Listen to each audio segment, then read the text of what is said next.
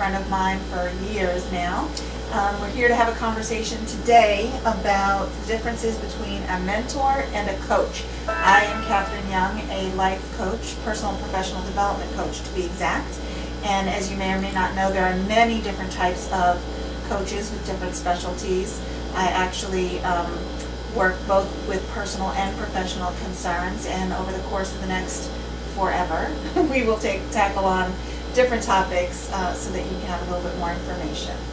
So to start, I would love to hear your idea of both a mentor and a coach. I actually have never thought about it, so I have absolutely no idea. It's perfect. How to even talk about the differences. It's just something I've never actually thought about, so I don't. They always seem kind of synonymous to me, but I know that there's a difference, but I couldn't even begin to tell you what it is. Okay, so you've never had a mentor work with you before? I had a mentor, yeah. And how did they work with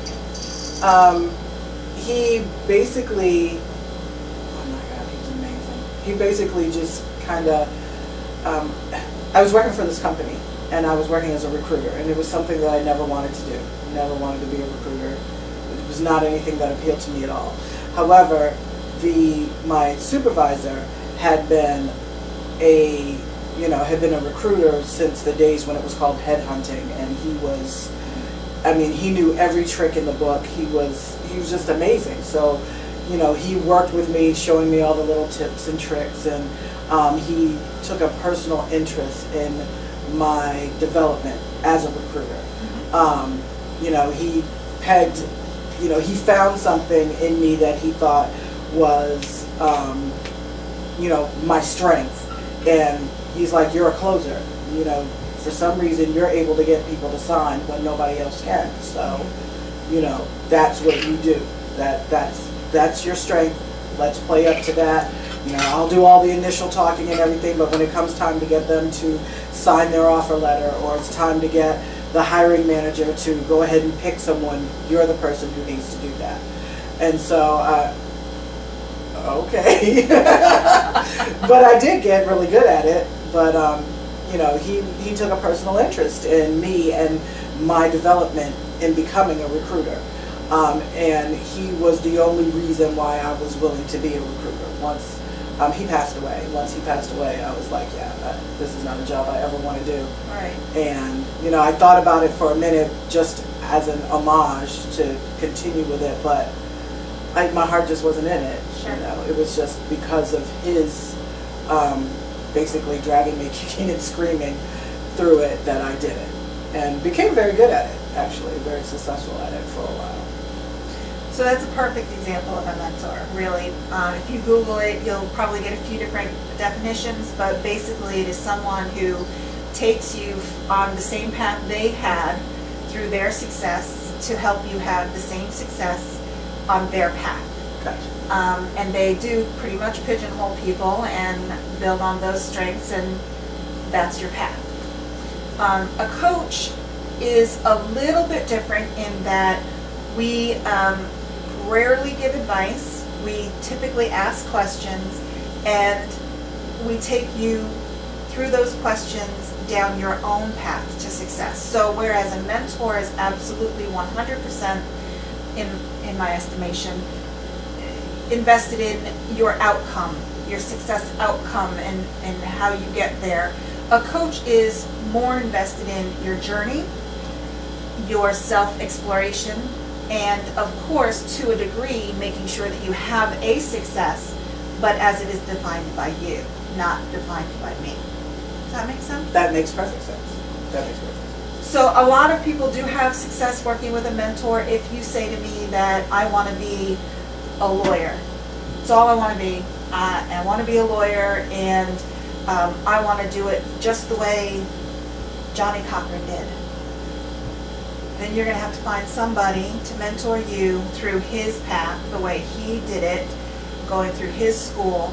But if you say to somebody, I want to be successful, and this is what it means to be successful to me, then we will go through a pattern of conversations trying to discover how you will be able to get that defined success, but on your own.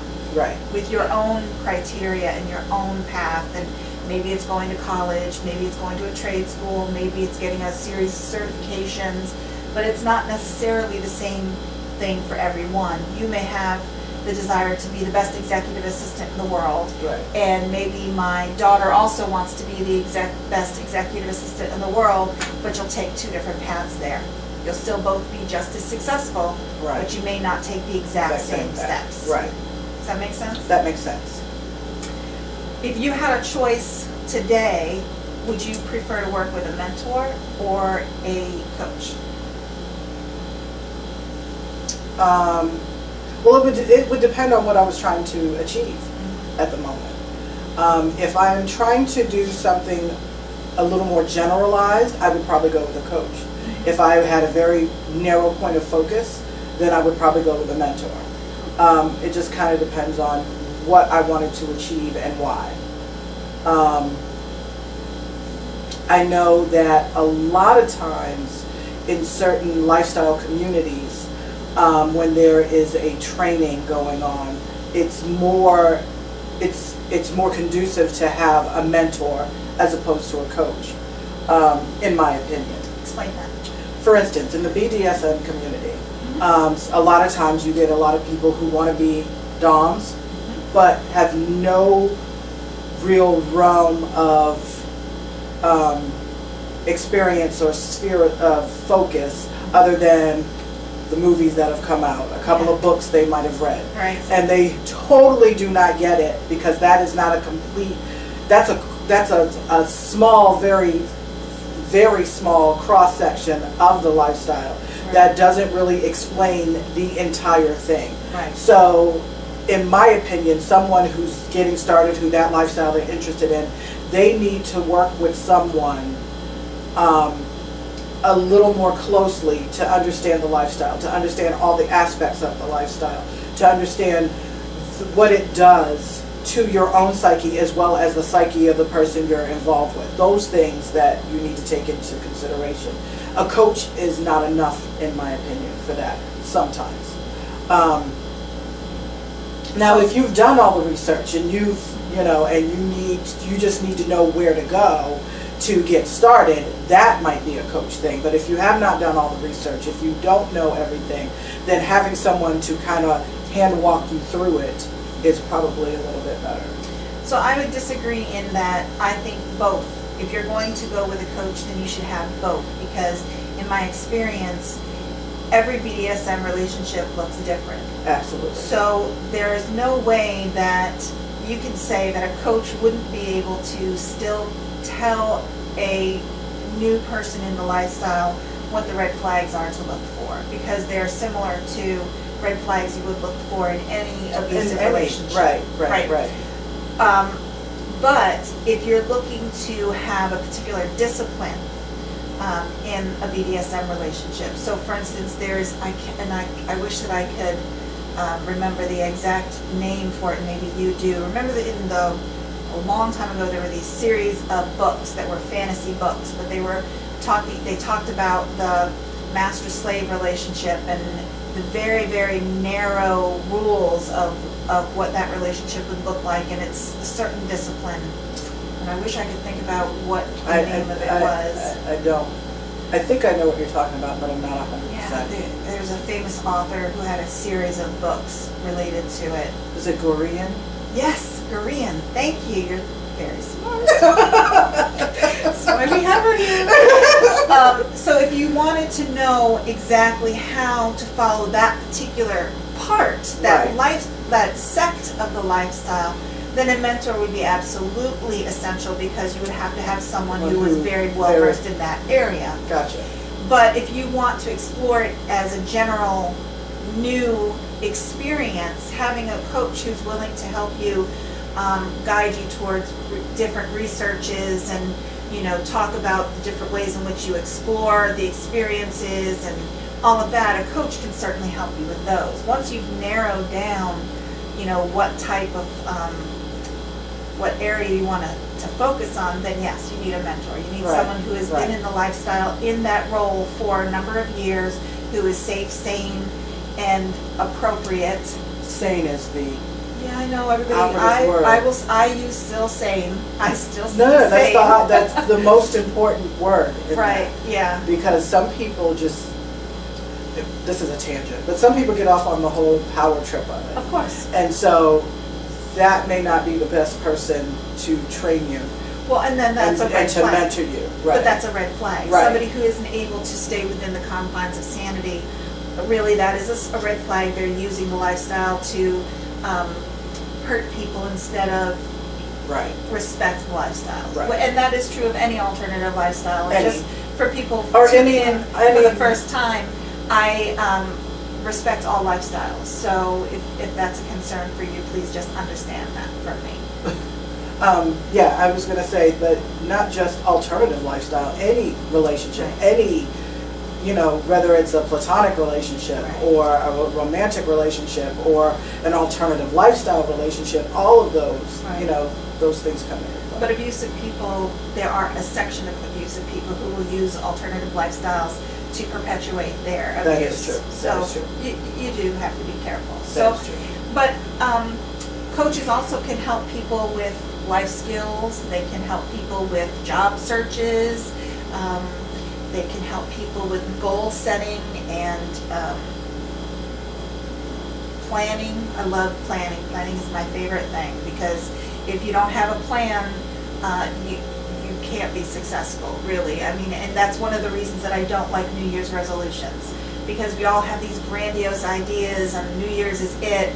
First of all, you should never start your New Year's resolution during January because there's just too much minutia going on. So I always say start things new on February 1st because then you've gotten all of your holiday and family stuff out of the way and you can start your plan, and the last half of January you can use for your planning. Right. But you can have the greatest idea to do a weight loss program or an exercise program or whatever it is, but if you don't have a plan to make sure you're incorporating it in your life in a way that is actually manageable for you and your particular set of circumstances and lifestyle, it's just never going to happen, and then you're going to feel like a failure, and that's just going to lead to Right, that's a further vicious cycle. self-esteem Right, issues. right, Yeah. right, right. So, but I also want to make the distinction between a life coach and a therapist. I'm not a therapist. I will never be a therapist. And if I think that you deserve or need therapy for a particular issue, either in addition to the coaching or instead of the coaching, I will absolutely immediately refer for that. Either someone who just needs therapy or someone who should actually be evaluated for medication needs. So that's another strong distinction that people should make. We are Right. not the end-all and be-all of anything. Right. And therapy is a different discipline. So, I don't know, do you have any questions about coaching? Or? No, I want to repeat it back to you. Sure. So that I can make sure that I have this if I say Great. something to somebody else. So from what I gleaned, if I was going to do the paraphrase, the coach, the difference between a coach and a mentor is that a coach is a little more vested in the process. Yes, very happy for your success, but it's more about the journey getting there. So the process is what they're vested in, whereas the mentor is vested more in the destination. Right, because the mentor has the path laid out for you. Right. I don't have the path laid out for you. Right. I have the goal. You've given me your goal. Right. So we already know what your success is going to look like. You have to Figure out how to figure get out there. with my help. Right. Figure out how to get there that's going to meet your needs with your particular lifestyle, your particular financial situation, and what you can tolerate. Certain people can't tolerate sitting in a classroom. So Right. sometimes you need to find different ways to learn the skills that you need to learn to get to your next step. So, and if you're not a good test taker, it's just like having an EIP in school. Right. But we're adults now, so we don't get EIPs. We have to Right. create them for ourselves, Right, you right, know? right. And making sure that we're measuring success by our own stick instead of someone else's stick. Okay. That make sense? Makes sense. Great. Well, thank you for joining me today. Thank This is you. fun. A little So more. happy that I got to be on the first one with you. And you'll be on more, I'm sure. I'm sure. All right, see you next time. Thanks. Bye-bye.